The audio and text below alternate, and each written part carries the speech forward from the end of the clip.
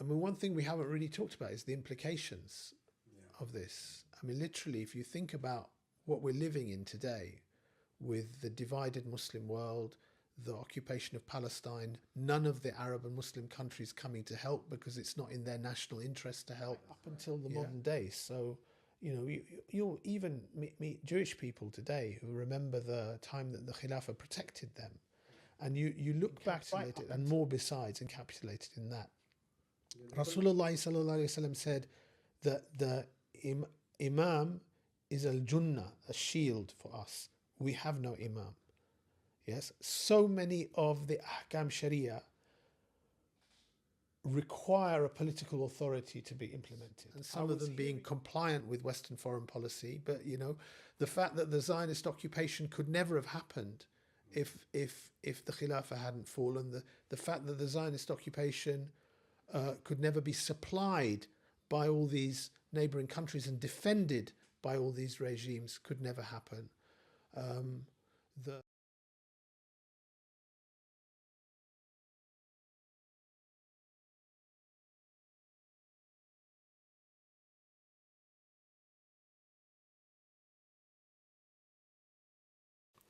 Assalamu alaikum wa rahmatullahi wa barakatuh. Alhamdulillah, all praise be to Allah, and may His peace, blessings, and our salutations be upon the Prophet Muhammad and his family and those who follow him with righteousness and sincerity.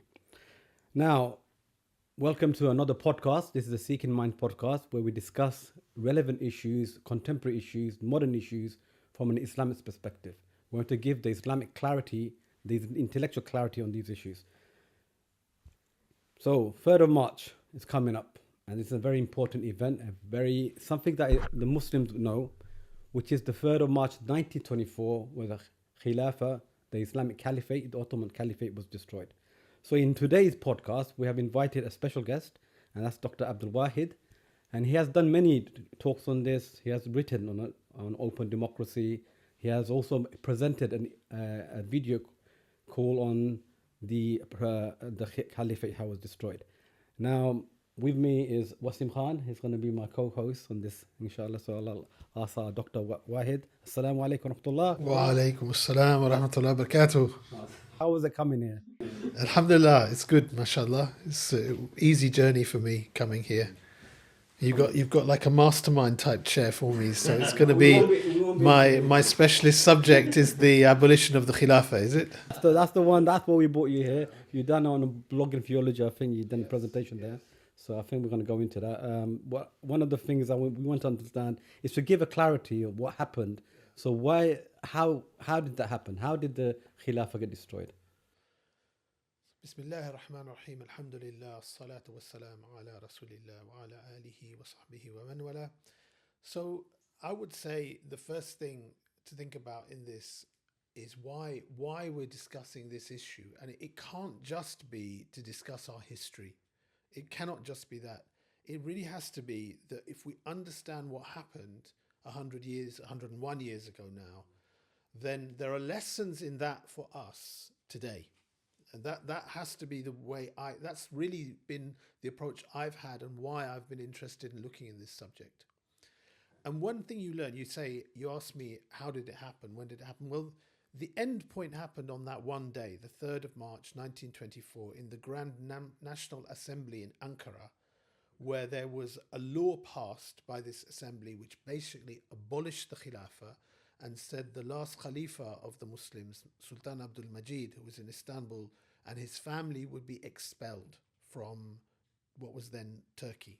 Okay, so this was like the final moment of a process that when you look at what allowed that to happen on that day, there were many years beforehand. I think you could probably argue easily from a political perspective, maybe about 40, 50 years of serious political unrest in the Khilafah, which led to this, including World War One.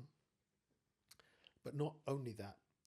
And then also, in a parallel to that, maybe about 100 years, I would say, of an intellectual process within the Khilafah that allowed this to happen, an intellectual decline. Now, many people will debate how long this decline happened, over what period of time, whether it was more than 100 years. But I think, practically speaking, I don't think you'll find many disputes amongst people that 70 to 100 year period before the abolition of the Khilafah was a period where there were serious challenges to the dominant Islamic thought that had dominated the Muslim world for 1,300 years beforehand. You could.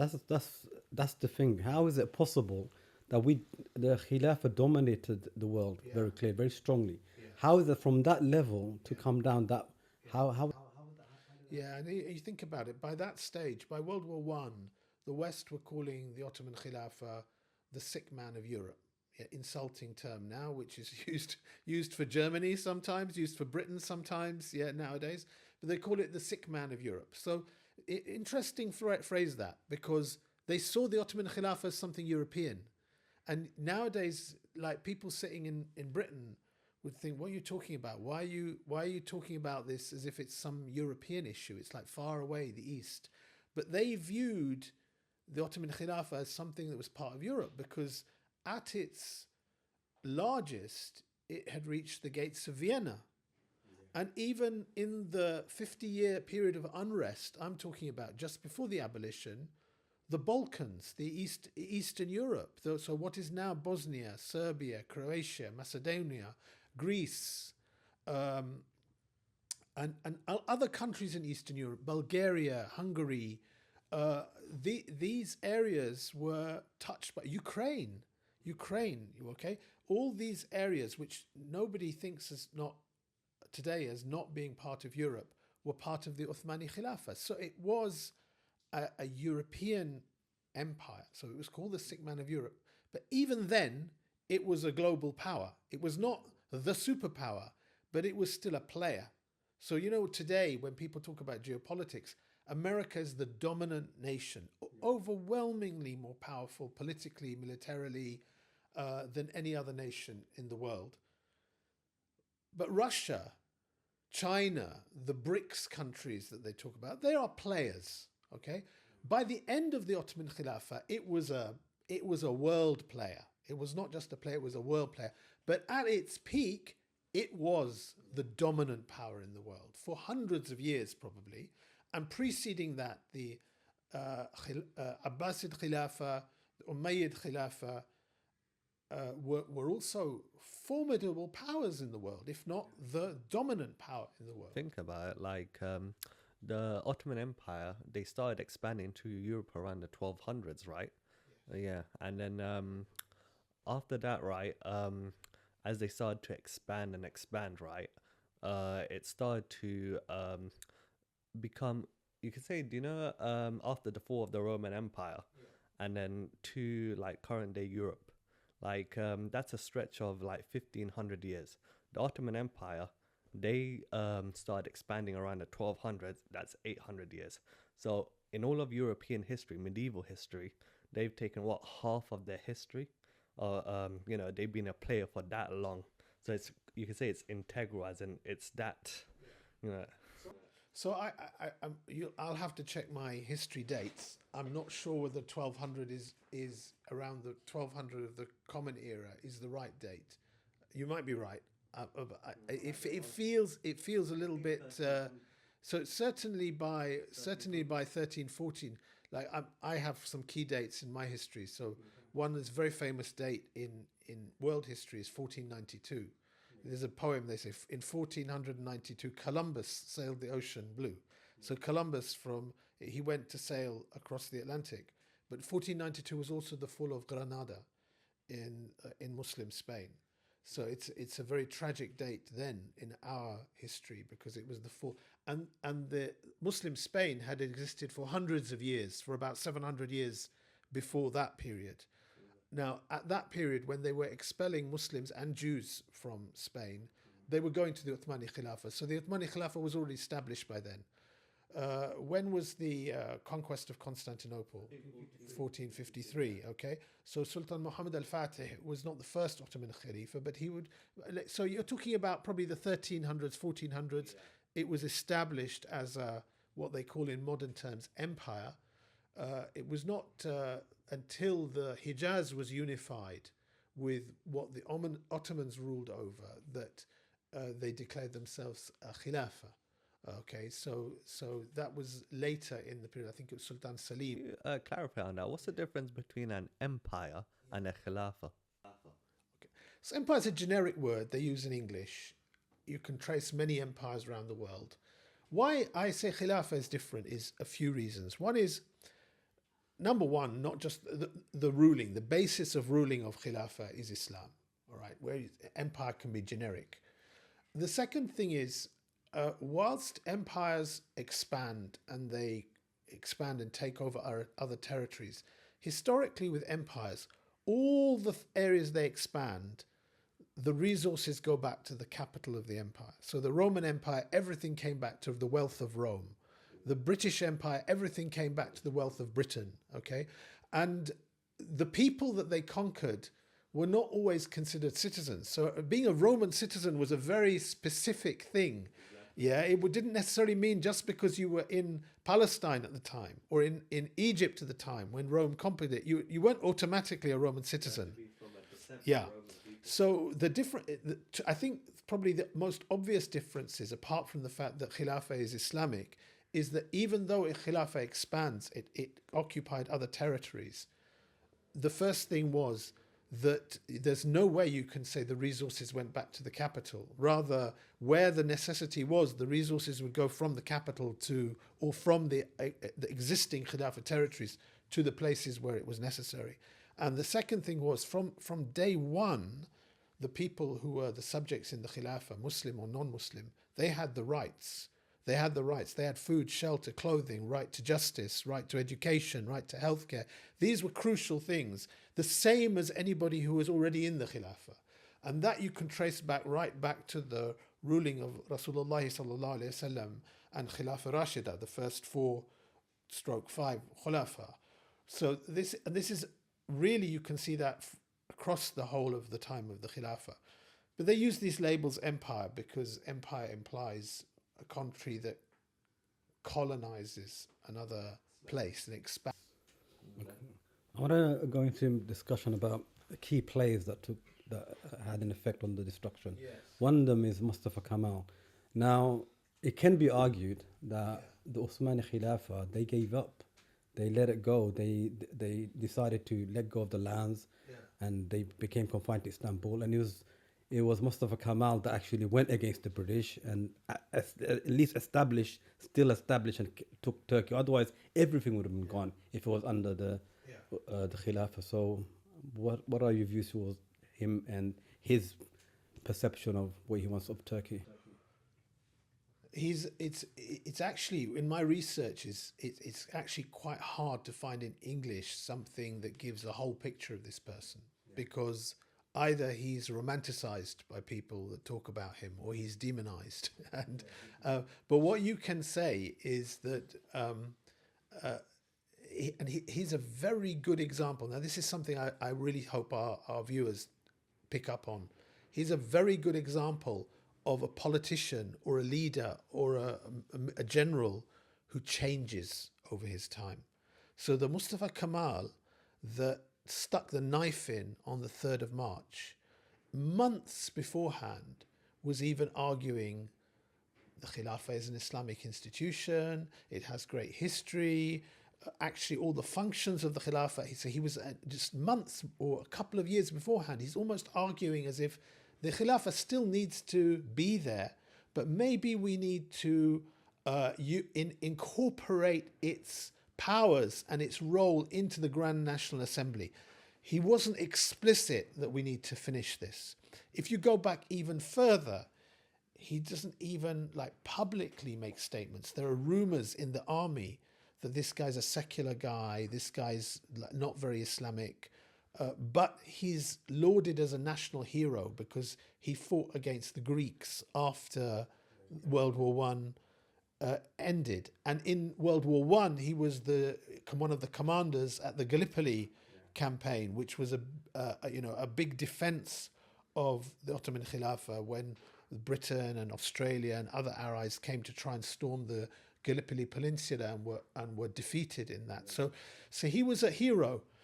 But when you trace his roots back, there is evidence that he was influenced by Western thought. One biography of his I read said that he was influenced by some Dominican priests who lived in an area where he came from. Another that he was influenced, he was once sent on a delegation by the Khilafah to France, and he then picked up on some secular ideas there and was influenced by them.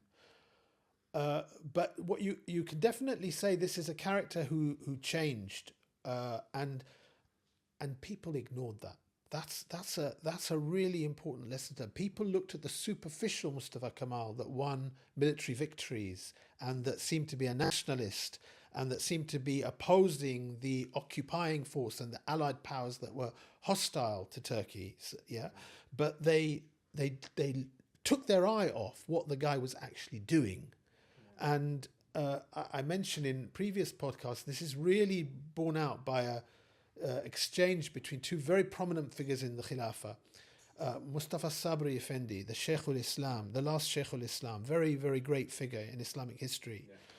And Ahmed Shawki, a poet who is from Egypt, who wrote a poem which is sad at the loss of the Khilafah, the demise of the Khilafah after the Khilafah was abolished. And he's making the analogy that it's like a knife being stuck into your own mother. Okay? But Shawki, before the abolition of the Khilafah, used to praise Mustafa Kemal. Mona Hassan, in her book The Lost Caliphate, I think it's called, she describes this, and she says that Shawki used to praise Mustafa Kemal because of his anti-Western, anti-occupier kind of stance. Yeah. Whereas Mustafa Sabri, when he read that poem and he read what Ahmed Shawki was saying after the abolition of the Khilafah, was like, you couldn't see this before? We could see it. We could see what was happening, and you guys said nothing. And this is borne out. I've met people from Pakistan who will look at Mustafa Kemal as a heroic figure because of what he did in terms of pride for the nation and like standing up to the West and stuff. And they take their eye off what the guy actually did in terms of attacking Islam. Whereas when he destroyed the Khilafah and he brought in his rules, no Arabic script, no public adhan, no Islamic clothing. I understand. How did these ideas manage to penetrate in the Ummah? That Ummah understands Islam in a zone, like, for example, nationalism, that's something that they should. I'd also like to highlight another thing, right? So a lot of, let's just say my friends, right, when they think about things like the Ottoman Khilafah and all that stuff, all the different caliphates, right, a lot of them don't see it as part of our history, right? Some actually see it as like part of like Turkic history. It's their history. It's not a grander like Muslim history. So I think this is, for me, that's why this journey of reading about it and trying to read as much as I could really helps, because when you try and picture what it was like then, it was our history. Honestly, if you go to if you read about, say, great Islamic scholars from the Indian subcontinent, okay, of 100, 150 years ago, for them, when they used to travel for Hajj, right, it was unheard of almost that they would never go to Medina. Of course they would.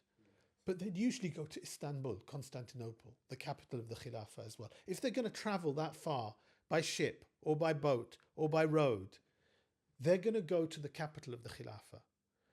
For Muslims around the world then, in the Jumu'ah prayer, like, as well as we praise Allah, send salawat on the Prophet ﷺ, make dua for the Sahaba and the Khilafah Rashida and the Ahlul Bayt, they used to make dua for the Khalifa, the Amir al-Mu'mineen, in the time, wherever they were.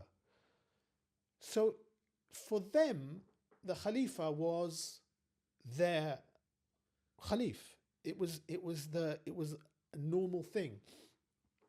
In fact, Sultan Abdul Hamid II, the last great Khalifa, when he was seeing this decline in the 1800s in the Ottoman Khilafah, part of his strategy was what they call in Western history pan-Islamism, i.e. what he wanted to do was revive the connection between the Khilafah and Muslims all across the world. Okay, so it was not. So you had the Ottoman Khilafah. In it, there were more Christian or non-Muslim citizens than Muslims, without question. What was unifying all of them was they saw themselves as Ottoman, as citizens of the Khilafah, as subjects of the Khilafah, right? But he wanted to make that connection with the Muslims elsewhere around the world. And actually that's how non-Muslims used to view it. So the British, when they looked at the Khilafah, they knew that the Muslims in India had this connection, right? So that 100-year period has broken that idea in our head. It was like a normal thing for people to feel connected to the Khilafah, even if they weren't under the direct rule of the Khilafah. It was a normal thing. So on to your question, which is, I think you're keeping coming back to this, and you're right to. How did it happen? So thinking the rise of these secular ideas, they were there. Secular ideas and nationalistic ideas were there for a few decades beforehand, but they weren't big. They really weren't big. The people who Turkish nationalism, for example, didn't really exist 100 years before the abolition of the Khilafah. There's no idea. If you were in Istanbul or Ankara or any city in what is now modern day Turkey, you wouldn't find people that thought of themselves as Turks in some lineage to pre-Islamic Turkish tribes. They just didn't think like that. Somewhere in the 1800s, people started identifying this idea of being Turk in the late 1800s. And it was a really small minority thinking. It was that thinking that actually penetrated into the civil society of the Khilafah, like the Young Turks. That's a movement that came about. Yeah, it did. So I have to be honest, I haven't yet found where that pan-Turkic or Turkish nationalistic idea came from. There's a very prominent figure called Ziya Gökalp, who was a thinker in the late 1800s that clearly influenced Mustafa Kemal. But I haven't found where he identified. Arab nationalism, there's many parallel tracks happening. So in the Khilafah, in the late 1800s, early 1900s, Arab nationalism starts to emerge. It's still small, it's not big, all right? But that definitely comes from Europe and America. So you can trace the Arab nationalistic thinking to missionaries that come over and start connecting with Christian Arabs. And so some of the secular and nationalistic thought comes from missionary work, but it's small. Yeah. Now, the Khilafah is in decline in the period of Abdul Hamid, and the Young Turks are a group of people who form a political movement called the Committee of Union and Progress. They aren't atheist, they aren't anti-Khilafah, they aren't anti-Islam, but they mistakenly, very mistakenly and damagingly, see some form of nationalism, some form of national identity, and some form of to say they were secular, there were pure secularists amongst the Young Turks, definitely, but there were also people who wanted reform because they thought power was too strongly concentrated in the Khalifa and his entourage. So they wanted to kind of wrestle some power away to what they called the parliament there, into a constitution. They wanted a constitution, they wanted a parliament, they wanted more authority back to the people, right? Yeah. So what I'm trying to get to here is the ideas start small, they aren't big, but what happens is when some of these ideas get a place in people who win political power or political influence or a political voice and coalesce around a political movement, it becomes more damaging. And even worse than that, when by the time Mustafa Kemal gets into power in the Grand National Assembly, he basically, after World War I and after the defeat of Greece, he sets up his own government. So you have the government in Istanbul, he sets up his own government in Ankara, like a rival power. and you're implementing your policy through those deviant and strange ideas, you are going to actually have a much bigger impact.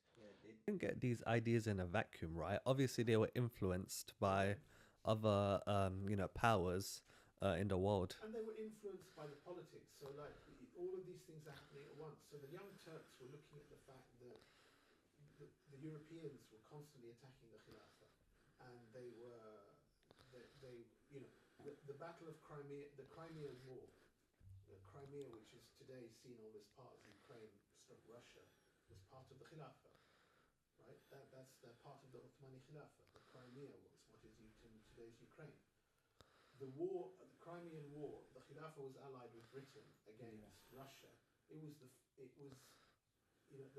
the Muslims lost Crimea and they lost the Caucasus, they lost Chechnya, Dagestan, and Ingushetia. State within a state. This became like one of the first losses that they had. It was a damaging blow to lose a war in the early 1800s. So this raised a lot of questions. And then throughout the 1800s, when late 1800s especially, the Europeans were trying to stoke sectarian thinking in the Balkans. Yeah. So lots of these Islamic areas were rebelling, and Europe was basically constantly encouraging the Ottoman Khilafah to give up this land. So the Khilafah was losing land in Europe. So people within the Khilafah are like, what's going on? We're declining. So you've got these debates about why the Khilafah is declining so much politically as a world power. So those of us watching politics today, you can see Britain's declined. Right? Britain's declined as a power.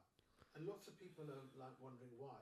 Yeah. Some people are saying it's because we don't invest enough in technology. Some people are saying because we allow too many other people to come here.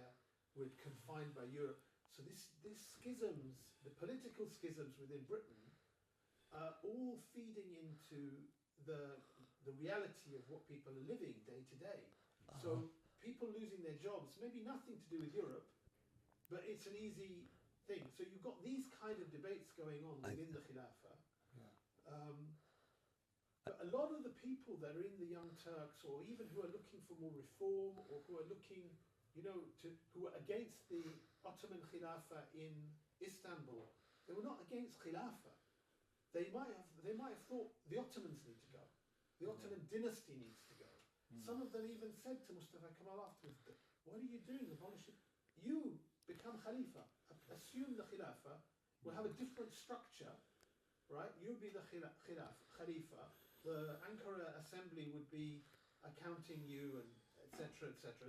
But that was the thinking. So many people were shocked. Yeah. But so you can say that it's not like that the thinking became rampant throughout what is today Turkey. No, that's not the right way to understand it. It's that there was a sufficient core of that alien thinking and deviant thinking that allowed these political players to get away with it. Deceive. There's a lot of deception. Yeah. I just remembered, a video from a Western thinker on the Middle East, right? Yes. He said, his name is Roy Cassandra. Have you heard of him? Yeah. No. So one of the statements he said, he's really studied on the Middle East and its history, right? He said that the root cause of the decline of the Ottoman Khilafah, right, was a question even back to the 1200s, which is like, how do you, what is the role of philosophy and science within the Islamic State? Like, how does that align with Islamic Aqidah and theology? Like, the Ottoman Empire was expanding, like, and they were in the pinnacle of scientific innovation, but how much science is actually needed? So, like, what do you think of that? Yeah, so I don't know about what his argument is, but there are arguments about, can you trace it back further? Yeah. So the intellectual kind of decline in the early 1800s, people in the Khilafah were looking at Europe who'd gone through an industrial revolution, and they were seeing suddenly Europe had a military superiority compared to them. They were building ships, they had much stronger weaponry, and they were thinking, and then an industry was booming compared to the Khilafah. So they're looking at that and they're thinking, well, how come these guys have been backward for most of our history, and suddenly in a few decades they've come up? So some people are like talking about how we should be mimicking them just technologically. And some people are saying, no, look, they've become like this technologically because of their religion was holding them back. And now their religion, they've ditched their religion, basically, they've become secular. So people started having these kind of debates and discussions. And at one level, it was very philosophical. At one level, people were debating quite deeply rooted philosophical questions. With Christianity, it settled the issue of Reformation when you separate politics and religion. They tried to do that with Islam, but it didn't settle. But we still managed to lose the state. Yeah, we did. And if you think about it, even with Christianity, how quickly did that issue settle? So that those Reformation debates were going on in what, 1400s, 1500s, 1600s. But if you go back to like Victorian times in Europe, in Britain, the morality was still very Christian. They ditching Christianity altogether didn't really happen until after World War II, really. I mean, in terms of, in all its facets. So religion has a strong hold on people, and it took, a few hundred years to really extract Christianity from Europe. Now, in Islam, that's almost impossible. I mean, look, Mustafa Kemal was a dictator. He was a tyrant. He had to bring in laws that literally banned beard, banned headscarves, banned the adhan, banned the Arabic language, banned like dopis like this, banned, literally the guy has to become an authoritarian dictator to try and root it out. And yet, 100 years later, when we look at Turkey today, and what it is, and what the feeling of Islam is in Turkey, you can see that it didn't work. Okay, so Islam bucks the trend that every other religion doesn't when it comes to trying to impose secularism on people. You can do it with every other religion, but it just doesn't seem to work with Islam because of something unique about the Din of Islam. Do you think the West, the Europeans, sincerely wanted secularism, democracy in the Muslim world, or they just wanted to control the wealth? So it's a bit of both, isn't it? It's like today. It's like if you say, when the Americans want to invade Iraq or Afghanistan, there are some who want to bring freedom and democracy and secularism to those countries, and there are some who just want to control them because, they've strategic locations, they've got wealth, they've got money, they've got oil, they've got energy, and they just want to control them. And there's a mix of that in Britain at the time, certainly. So if you see the British politicians, Disraeli was the dominant conservative politician of the 1800s, quite pragmatic actually. He's really not somebody who's looking to convert people to Christianity, secularism, liberalism. Gladstone, the liberal, the Whig, the Starmer, the Blair of his day. If you think of today's politicians, Gladstone is in that mold. We got to go out and change the world. We've got to civilize these savages.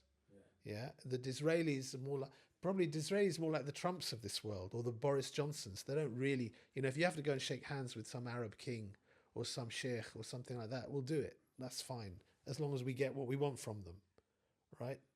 They may be, they may be son of bees, but at least they're our son of bees is their kind of language. That's the way they think. So you have a bit of both, and you can't. So the politics of it, if you like, the politics of what in that time, India is Britain's jewel in the crown. It is bankrolling the city of London. Britain would not be the global power militarily, economically, financially, if it hadn't been able to suck all the resources and riches out of India in its empire. The route to India was through the Middle East. Either that or you have to go all the way around Africa. So, going through the Mediterranean, through the Suez Canal, Red Sea, was what happened eventually. but actually going across land, you have to go through the Muslim world. So until about the 1850s, Britain's strategy was, let's have a good relationship with the Ottomans, right? Because we can maybe a bit before that even, that would be there because that was their thinking. Then when Napoleon came along, and Napoleon messed that up because Napoleon starts to head for Egypt, and that sets off alarm bells in Britain. And they're thinking, you know what, this area is vulnerable. So when Napoleon's out of Egypt, actually the British want their foothold there. And as they see the Ottoman Khilafah is starting to get weaker, they're thinking, look, this thing is going to fall apart soon. This is the sick man of Europe time. If we don't get in there, France is, Germany, which was a rising European power is, and definitely the Ottomans had a very good relationship with Germany, Russia is. And if they take this, then we're going to lose India. So their designs are pretty much, they're all united on that. And then amongst that, there are some who are wanting to secularize the Muslim world, and there are some who don't really care. There are some who don't really care whether people are secular or not, but they just think it actually will damage the Muslim world more. So the more you spread the dissent in there, it's going to create fitna and schisms. Important thing, right? So do you know the decline, right? It must have started before the 18th century, because like when Napoleon came, right, he easily conquered Egypt. He once he came, he defeated the Bedouin Arabs. He defeated the I think the local the rulers of Egypt at the time. Yeah, and then what he saw was like their army was like a modern, properly structured military, while the Ottoman military was very weak, right? So I think the 1800s, nationalism and secularism didn't spread before then. So what factors there must have been a weakness even before then. So what do you think? So it's interesting, isn't it? Because, I mean, bear in mind, when you're talking about Napoleon, you're talking about you just take not a Muslim perspective, just a academic perspective on military leaders, right?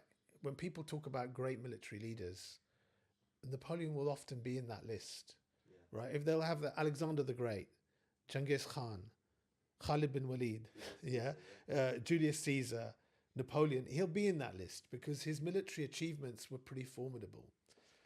The other thing you'll find is the more an army or a state or a nation or a people fight, the better they get at it.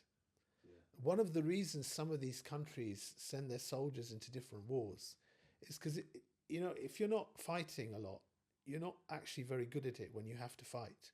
Yeah. Now, by the time of the 1800s, the Ottomans had kind of got to a stage where they weren't fighting in the way that they were in their heyday.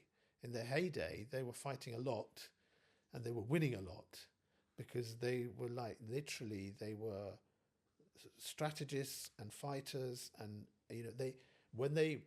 technology is great if you know what you need it for, right? Yeah. So if you have constant experience in military combat, you know what you want to make, and you'll think about how you can make it.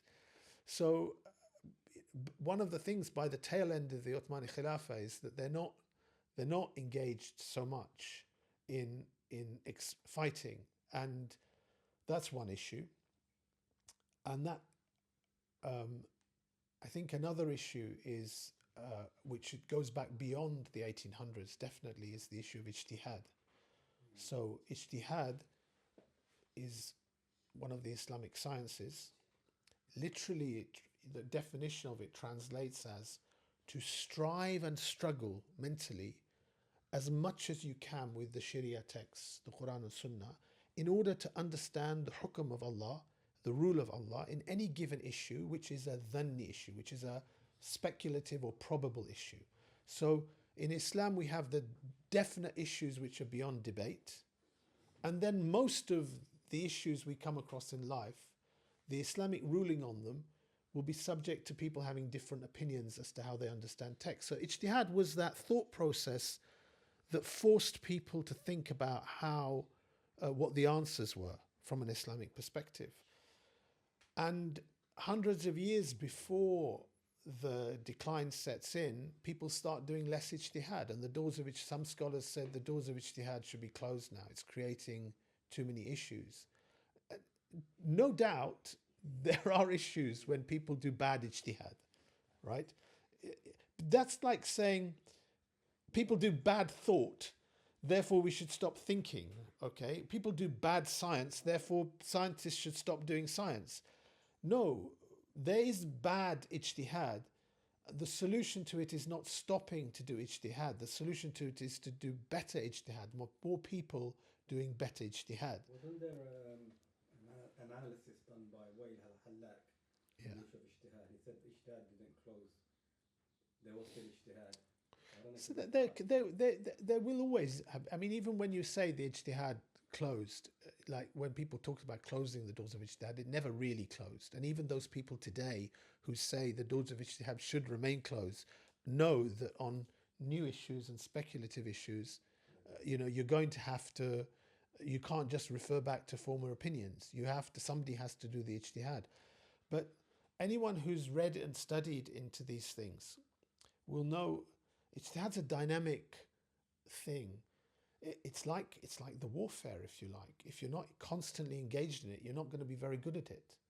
It's literally like that. So like what you see, if you look at Islamic scholarship today, you go and speak to many imams, you ask them about an opinion, they'll refer you back to opinions of the great ulama of the past. Fine, those are legitimate for them to do. But they don't refer you back to Kitab Allah wa Sunnah of the Prophet Muhammad sallallahu alaihi wasallam. They don't go to the primary sources because they understand these are nuanced, these are complex. To try and explain it to the layman is difficult.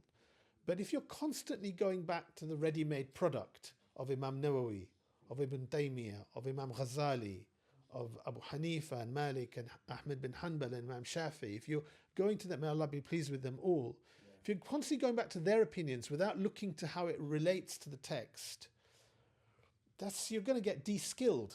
And anyone who's in any practical way, myself in medicine, anyone in IT, anyone in military, any technical field, the less you do something, the more de-skilled you're going to get. The more you go back to basics, the more creative you're going to get, the more you're going to solve issues. I would say it goes more deeper, because I think the weakness of the state happened because of say the issue of war. The Ottoman Caliphate did not do as much war. They stopped in Vienna. Then you said about the issue of ijtihad. We're going a bit more deeper. I would go a lot more deeper. I would say, how did the state and not put effort on ijtihad? That's because of the Arabic language. Yeah.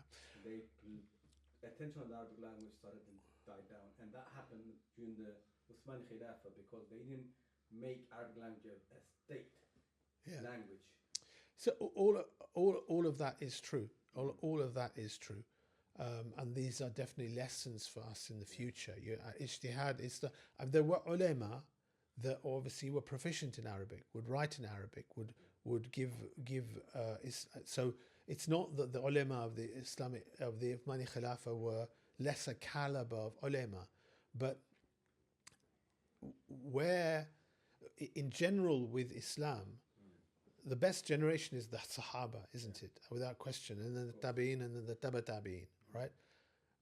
In general, your best generation is always going to be where the people can scrutinize the policies or the thoughts or the opinions of other people from a position of awareness, right? So if your average caliber of person is a Sahabi of the Prophet ﷺ, when the Khalifa, who happens to be one of the rightly guided Khulafa, has an opinion, you are more capable of scrutinizing and questioning and thinking about what they're offering. And similarly, you go into the time of the Umayyads and the Abbasids, the general caliber of the average person, if it's higher, if it's literate, if they can see errors more easily, you'll pick out the errors. Now you go to the end point of the Uthmani Khilafah, people are saying all kinds of deviant stuff about nationalism, about okay, they may still believe the Khilafah is wajib. They knew that much at that stage, which in later generations, even the average person doesn't know. You have to remind them Khilafah is a fard. They knew that in that era. But they were seeing these deviant ideas, and the average man is not able to call them out because the average man has become de-skilled. And even probably the imams have become de-skilled. Maybe the ulama class haven't. Okay, that's a bit different. The educated classes maybe have become less de-skilled. But even amongst some of them, corrupt thinking has been introduced. And you can see that in some of the thinkers that were there in the tail end of the 1800s or early 1900s. You can even have Azhari thinkers that have got corrupted thinking.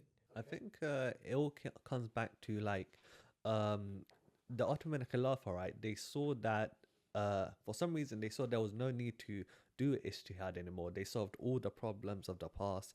All the scholars of the past have solved all these issues, you know, according to like Qida or like questions of reality.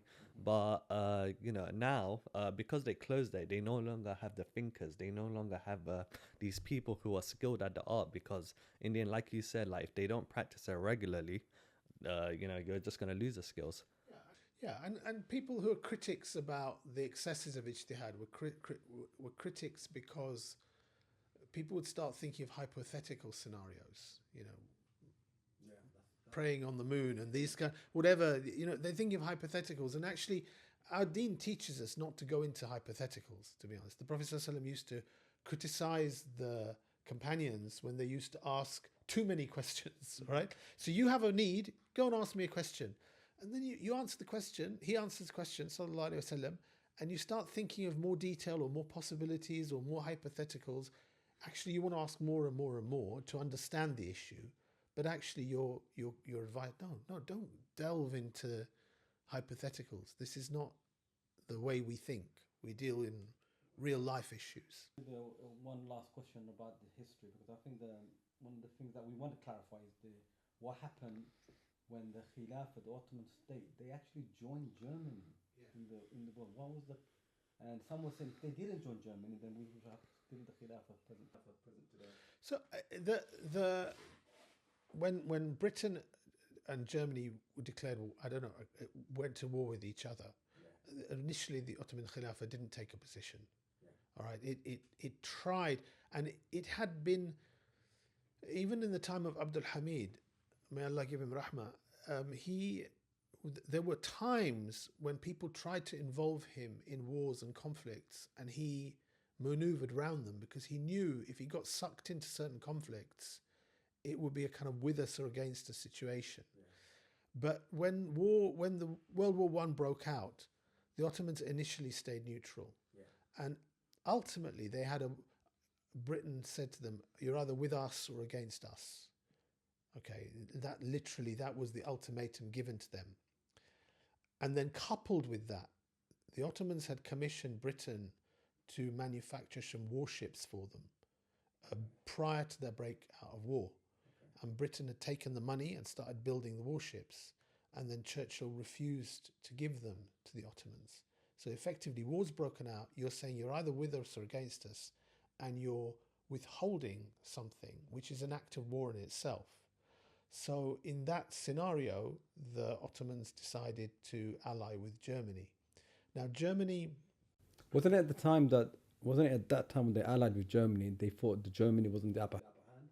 Yes, so there's three things. One is prior to the World War I breaking out, and for decades, the Ottoman Khilafah had relations with both Germany and with Britain. And they weren't always hostile. So Britain was an ally during the Crimean War. Right up until the mid-1800s, Britain was an ally to the Ottoman Khilafah in certain things. But Germany was also an ally. So the famous Hijaz Railway, which is well known, was actually something that Sultan Abdul Hamid had discussed with the Germans, and some of the German engineering technology was going to be used to help build that. By the late 1800s, Britain and Germany had two different approaches to the Khilafah. Germany, both of them viewed the Khilafah as vulnerable. both of them viewed it as being at risk of breaking apart, different areas all breaking off. Germany's view was it will be better for the region, for the world, for Germany if we help stabilize it, if we invest in there and it doesn't all fall apart. Now, Britain sees that as a threat, because if Germany's influence is bigger in the Khilafah, and then that's a threat because of India.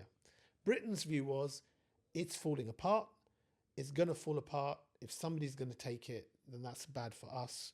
So they kind of were more encouraging and hostile towards it, and that's manifest very much so by the World War One. It's worth saying that British politicians in World War One who were dominant were really anti-Muslim. I mean, you're not talking about the ones who are kind of more what is best for our interests. They had, like Lloyd George, who was the Prime Minister of Britain for most of World War One, he had a hatred of the Turk, as he used to call it, real visceral hatred for the Islam and Muslims. Of course, we know that in World War One, they used the Arabs, they incited the Arabs to revolt against the Ottoman Khilafah, creating a second front. So the Ottomans were then fighting the British and their allies on one front, and fighting an internal rebellion in the Hijaz on another front. I find it interesting how they weaponized ideology, or you could say they weaponized nationalism basically throughout the different across the Arabian Peninsula to And again, it's not like big. So even though they're trying to incite Arab nationalism amongst the tribes in the Hijaz and the Najd, Bilad al-Sham was dominant Arab. So there were nationalistic thinkers in what is today's Palestine and Syria and Iraq, but not big. No, by no means. Majority of Arabs still saw themselves as Ottoman. Yeah, and it wasn't like they were like viscerally against being part of the Ottoman Khilafah, which was dominated by people that they say are Turks. Yeah, so it's not like, but they did weaponize that. There's no doubt they weaponized that. And this, if I was going to say, if there's one lesson I think that carries through to today, national identity, nationalism, is the disease that still causes the biggest division in the Muslim world. These, what people call these imaginary lines in our mind that separate our countries from each other, causing fitna and hostility. And when you think that it's only just a little bit over 100 years since these ideas were politically dominant, even though they existed in small numbers before that, but they were not politically. How it is, this is a big thing we have to think about. How is it that these have become so entrenched in Exactly. Do you know when the Ottoman Caliphate, right, once it fell, right, all these different nations came out of nowhere, literally nowhere. Like, all the Syria, Iraq, Jordan, Turkey, Jordan, Lebanon, just popped out of nowhere. Like, could you explain how they just popped up like? So in World War One, famously, British diplomat Sir Mark Sykes and French diplomat Georges Picot, they agreed that after the war, by the way, Britain and France thought that the Ottomans would be finished within a year. They thought the Ottomans were so weak that within a year the whole thing will break apart. By World War I started in 1914. By 1917, the British were thinking, you know what, we haven't beaten them. We're not going to beat them. Before the Americans intervened, thinking we're not going to beat them. We need to think. They started backdoor negotiations about how they might be able to draw a ceasefire. Okay, so by 1917, they're thinking the Ottomans may survive this war, and they're thinking how they can draw a ceasefire there.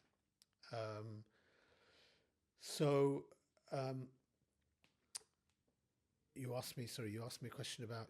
Okay, wait. So in 19 in the during the war, Sykes and Picot, they agreed that they would divide up the Arab and Muslim lands between themselves after the war. So they had this plan that they would draw this line from Acre to Mosul on a map, and everything north of that line would be French, everything south would be British. As the war progressed, Britain took more and more and more, and actually even after the war, the bits which were meant to be the French, the British took, until there was a standoff and France got what it was promised before. And in the negotiations after World War One, between 1918 and 1924, there were big conferences in the world about how to settle Europe and the Middle East. And in those conferences, they effectively dismembered the Ottoman Khilafah. First of all, the treaty with the Treaty of Sèvres. If you read that, you can read that online. You can Google Treaty of Sèvres. It's horrible to read because it's literally every province of the Khilafate says this will no longer be under Turkey. This will no longer be. It's literally carving it up. And then the Treaty of Lausanne that came, that was the final treaty in 1923, I think it was. I think it was concluded in 23, I think, which was effectively just what is modern day Turkey was to remain as part of the Khilafah, and everything else was gone. I don't think they even got that. They had to fight for it. Yeah, so it was, and even that in the negotiations it was very like snake-like, because literally you're recognizing the government in Istanbul as the main government, but you're also inviting the government in Ankara to come as well. So effectively you're recognizing them. So you're creating that schism within even Turkey about who you're. So yeah, even now they still have the problem with the Kurds, like, because the Kurdish people are part of Turkey, modern day Turkey right now, but originally the British only wanted them to have only the places that are ethnically Turkish. And even in that Sèvres Treaty and Lausanne Treaty, you look at them, and it mentions Cyprus. Cyprus was part of the Khilafah. That's going to be gone. Cyprus, which is now currently used as a British military base to supply the Zionists who are committing genocide in Palestine, in Gaza. Okay? So, one thing we haven't really talked about is the implications of this. Literally, if you think about what we're living in today with the divided Muslim world, the occupation of Palestine, none of the Arab and Muslim countries coming to help because it's not in their national interest to help. Yeah, we're talking about, in fact, rather the leaders in these countries, some of them being clear agents and some of them being compliant with Western foreign policy. But, the fact that the Zionist occupation could never have happened if the Khilafah hadn't fallen, the fact that the Zionist occupation could never be supplied by all these neighboring countries and defended by all these regimes could never happen. The existence of dictatorships and oppressive rule and the introduction of the secular capitalist way of life into the Arabian Peninsula, the home of the Haramain Sharifain, right? That you have the entertainment lifestyle of the Gulf countries that's growing. All of this is, and more besides, you're talking about the fact that there is nobody in the world to speak for Islam. So when we see Islam denigrated in different parts of the world, even the sick man of Europe, when it spoke about that, people listened and they controlled those excesses of insulting Islam in the West. And whereas today, even some of these Gulf rulers could use their oil power to influence, and they don't do it. So there's nobody speaking on the world stage for the sake of Allah and His Messenger and the Ummah. All right, all of that is the consequence of what happened, and which is symbolized by the 101-year anniversary on the 3rd of March 1924, which equated to the 28th of Rajab in the Hijri calendar. So all of that is like encapsulated, and more besides encapsulated in that. Rasulullah sallallahu alaihi wasallam said that the imam is al-junnah, a shield for us. We have no imam. Yes, so many of the ahkam sharia require a political authority to be implemented. I was hearing one speaker, very nice speaker, talking about Jummah prayer, for example. And he was saying that, you know, Jummah prayer was such a unifying thing that in any city, right, there would only be one Jamaat, which was effectively organized and implemented by the ruler, by the Khalifa or by his walis, by his governors. All right? So, to the point, he said, to the point, if you were in a city and the Jummah prayer was organized, what the scholars used to say, the Muslim prisoners who were in prison, the Hanafi scholars used to say, the Muslim prisoners who were in prison, they weren't allowed to form their own Jummah in the prison. Rather, they should pray Dhuhr. Because Jummah, as it is meant to exist, as overseen by the Khalifa, is meant to be a unifying thing in that town. Right? And I was thinking that's amazing that you actually, what you're saying is that for people who can't make it to that Jummah, you don't organize your own little Jummahs, you actually pray Dhuhr instead. Right? That's how far away we have come in the modern world from this. We're about to go into Ramadan, inshallah ta'ala, if Allah gives us life in the next week. And as before, every year we're disunified on starting the month and finishing the month. Not because we're disunified on the hukum. For hundreds of years, the hukum, there's a difference of opinion on local sighting, global sighting. The problem is political. The problem is you don't have a Khalifa to adopt on whether it should be one or the other. And the problem is that different countries will not take the sighting in one country over another because of national borders. So these are the huge implications of what's happened.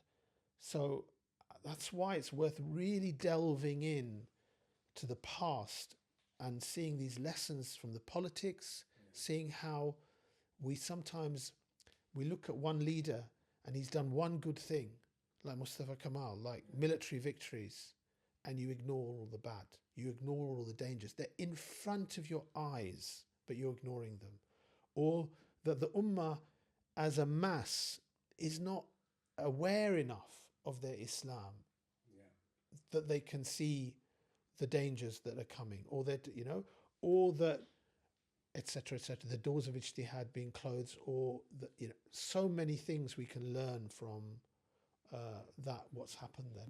The questions that's regularly asked, right, is that we had Khilafah before and we failed. It led to, we had our own downfall. So even if it comes back, right, wouldn't it still be the same? I'll add to that. There's an argument made by one of the scholars, I don't want to give the name. He said, look, the Khilafah couldn't destroy the colonial Europeans while we had the Khilafah. What makes you think that now, if we do have the Khilafah, that we can actually challenge the colonial? So, Khilafah, first of all, there is Khilafah as a ruling system, as a system of governance, as a system of living politically for Muslims, is a wajib. You got to have it, whether you like it or not. It's a wajib.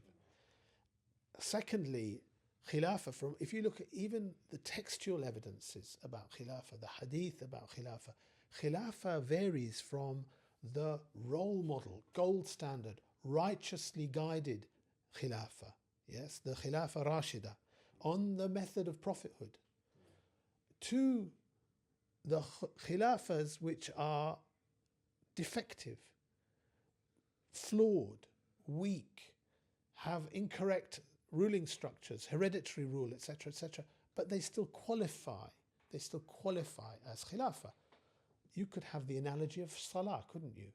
You could have the analogy of somebody who makes their Salah with having done an excellent wudu, having really decided whether they're facing the Qibla, having true khushu and concentration, with good, beautiful recitation, thinking about what they're reciting and conscious, to the one who just ticks the boxes and drops his salah and then moves on, right?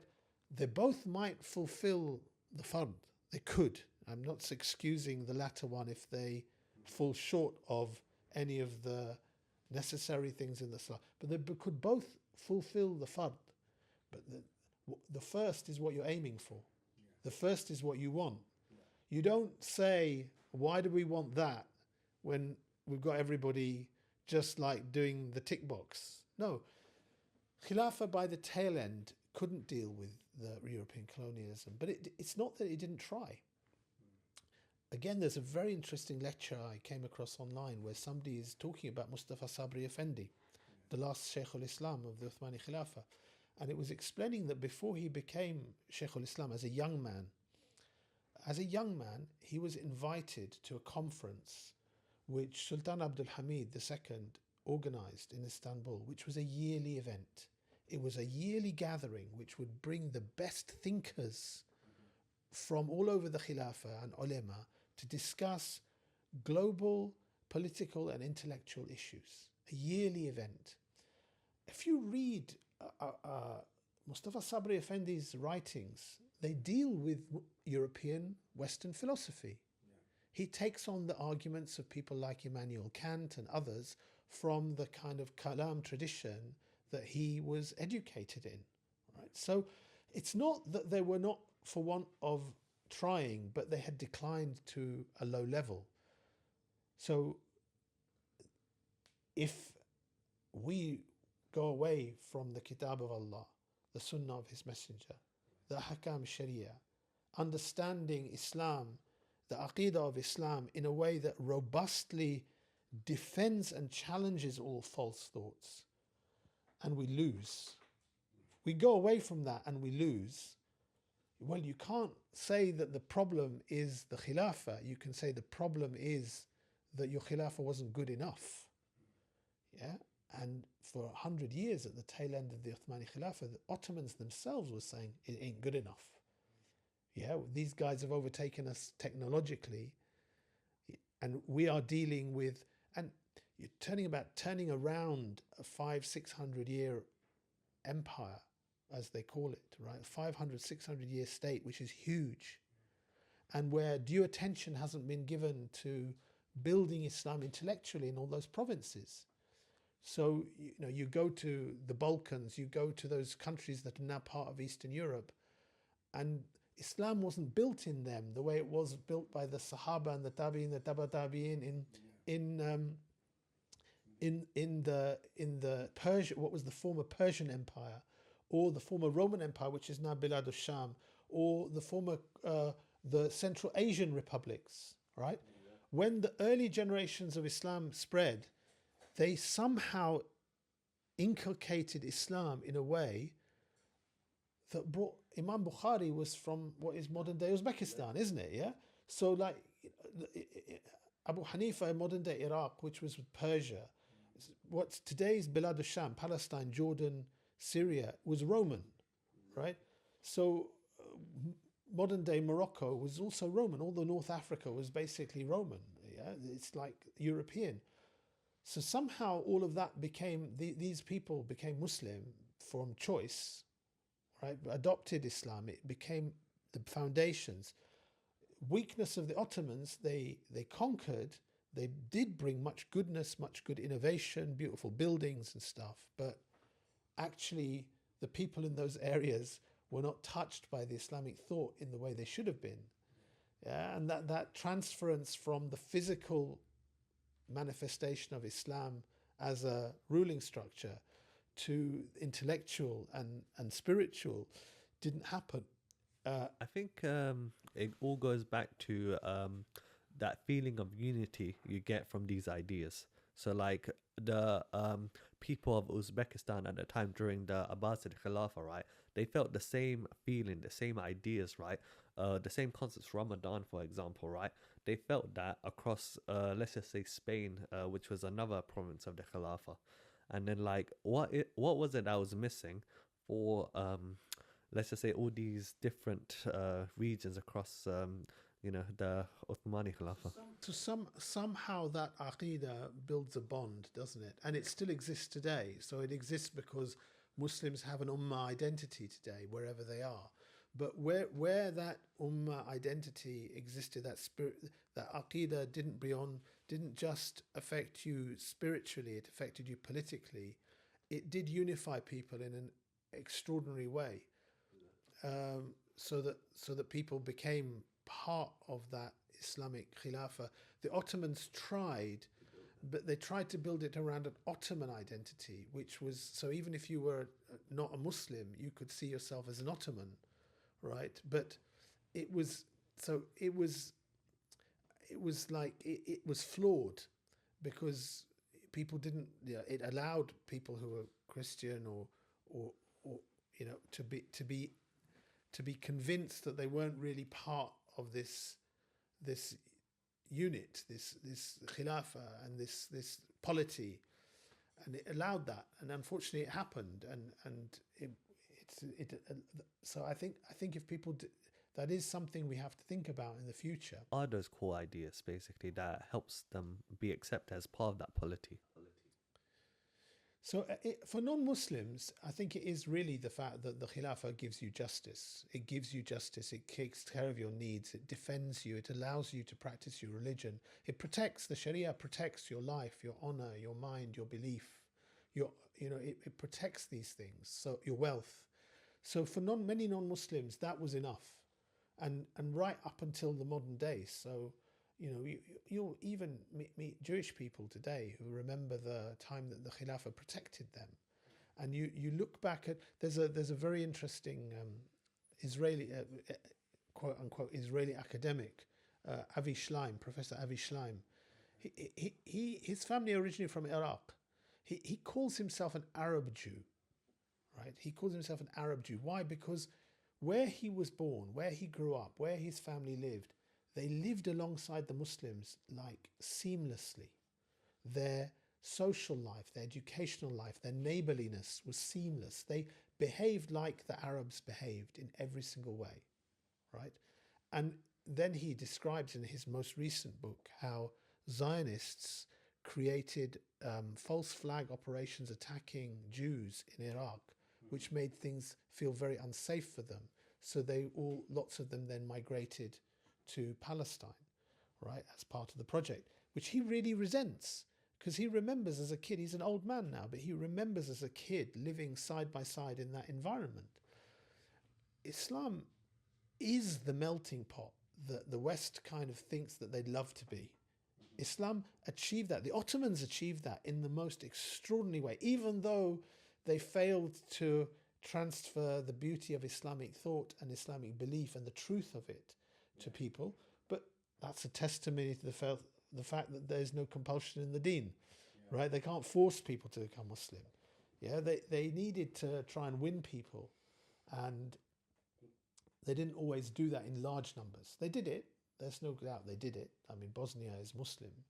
In Macedonia is Muslim. Albania is Muslim. It's not that they didn't do it. They did it. They achieved it, but not to the extent that the previous Khilafahs did. Okay, well, I think we should start wrapping up now.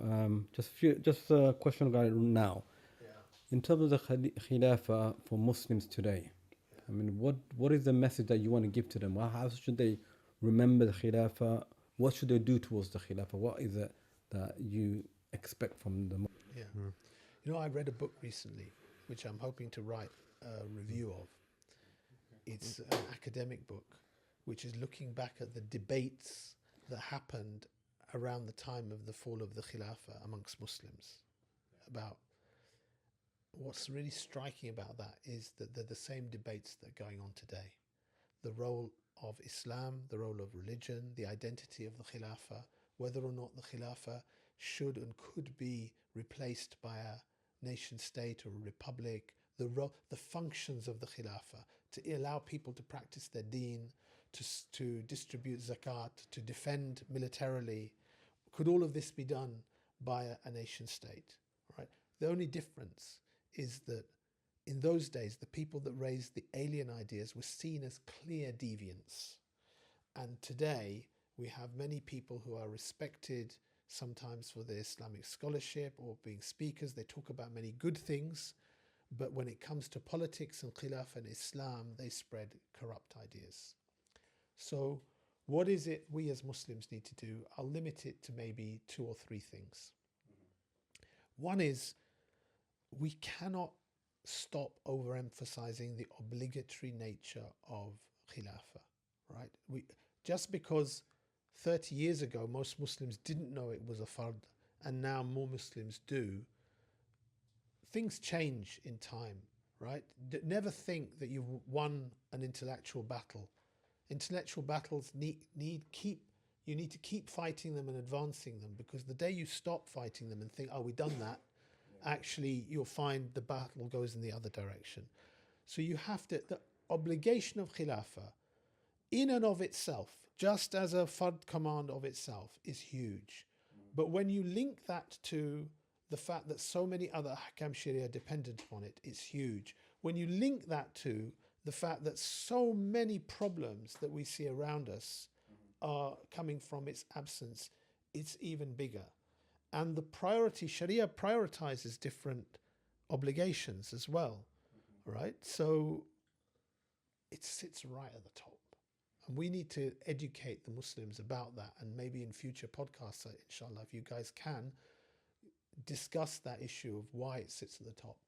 The second thing is, of the corrupt ideas that still become barriers to us looking at Islam as a solution. Sometimes Muslims can believe in Islam in theory, but when it comes to them talking about whether or not we should have it, we get all kinds of weird arguments. So you look at what happened in Syria in the last year. A dramatic change very quickly, the fall of a tyrant. That should have spurred people on to think, subhanallah, how Allah can change things. Let's turn back to Allah. He's helped us. He's defeated this tyrant. The prisons are open. It should spur us on to thinking to turn back to Allah. And instead, you hear some people saying, oh, no. Islamic rule is not for now. Why? It's the thing that brings the justice to people. It's the thing that should guarantee the authority for the Ummah and the sovereignty for the Sharia. It should guarantee goodness for all your people. Why? So the obstacle of secularism is there still. Yeah. People think somehow if we just dabble in the shallow waters of secularism, somehow that will take us to a route that will bring us Islam ultimately, without realizing that you're on a completely different direction. You're literally, it's not that you can dabble in this secularism and it'll bring you to Islam. You're literally going in the wrong direction, the direction that's failed humanity for the last 150 years. Okay, so, and nationalism, these artificial borders, they still exist. We say we're one ummah, we cry for the people of Gaza, we shed our tears, we do our du'as, but do we want the army of Egypt to go in? Do we want the army of Jordan to go in? Do we want the army of Turkey to go in? Unfortunately, still too many people will think, but what will happen to us? What will happen to our country, etc., etc. Yeah? So these alien ideas, we have to challenge them. And I think the third thing is, if you want to release the shackles of colonialism in your own mind, you have to start imagining how things should be according to Islam. You really have to start thinking, how would we do things as Muslims? There is a trend in the world today which is to have things Sharia compliant. Okay? Okay? This is the term Sharia compliant. On one level, it's good, because it means people want to follow the Ahkam Sharia in something. So we don't want to eat haram food. We want to know what the hukum is, and we want to take the fast food and make it Sharia compliant, right? So we've got a whole industry of, gourmet burger and chicken shops, which are Sharia compliant fast food, basically. And we've got it in finance now as well, right? And you probably have it in governance, Sharia compliant governance one day. But this is not Islam, right? Like where, like to the Sharia compliant junk food is not a good thing, yeah, is it? That's the way you got to think of it. Is your Islam that you should just take junk finance, junk food, junk politics and make it Sharia compliant? That's a really weird way of thinking. That ain't going to bring you Khilafah Rashida again, right? That isn't going to be. You have to imagine a better way. And it's one of the reasons that some people find themselves into traps looking at Dubai, looking at these YouTubers that tell you like, you know, how to be a Sharia compliant man because your wife can do X, Y, and Z. But you going on holiday to Dubai and like being by the pool while your wife is looking after the kids is like, could all technically be Sharia compliant, but it isn't Islam, right? So we have to get out of that mode of Sharia compliant junk living is not what we want.